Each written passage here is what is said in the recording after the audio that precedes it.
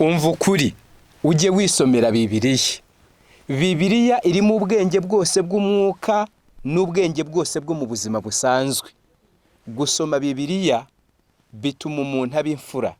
Gusoma Bibiliya birinda umuntu kuyoba. Pawulo mu rwandiko yandikiye Timoteyo yaramubwiye ati igice cya 4 umurongo wa 13, kugeza aho nzazira ujye ugira umwete wo gusoma.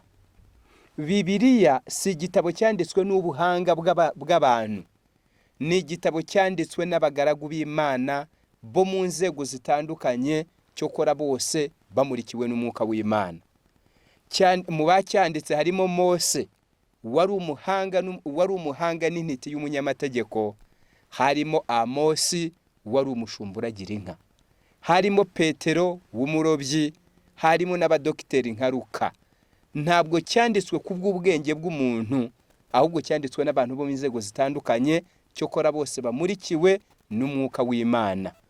Kudasoma Bibiliya bituma abantu bayoba nabo bakemera bakayobwa, bituma abantu bashukwa nabo bakemera bagashukika.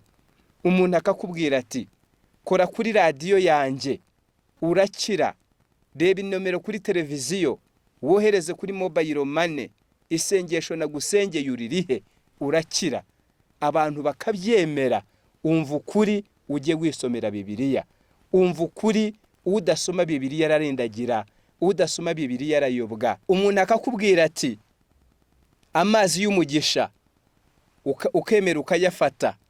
Umuntu akakubwira ati gendesha amaguru uve ku Rusumo ujye Kibeho. Umva ukuri, soma Bibiliya, ntabwo uzayoba. Imana ibafashe mu izina rya Yesu. Umva ukuri.